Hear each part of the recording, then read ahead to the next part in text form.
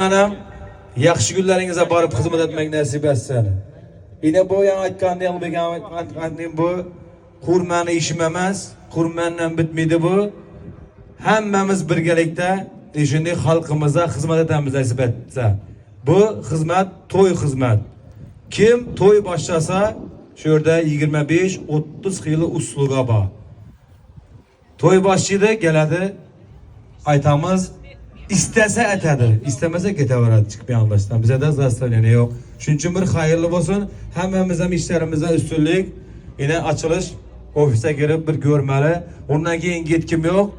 Şurada kichkina sadaqamiz ham bor. Palov pishiradi yigitlar. Hammangiz shundan yemeli. Xudoyim hammani yaxshi kunida qatnashmak nasib etsin. İşlerimizde ustunlik. Albatta o'zingizdan bir yaxshi niyatlar. Bugün shunday xushro'y kun. Har safar shunday do'stlarimiz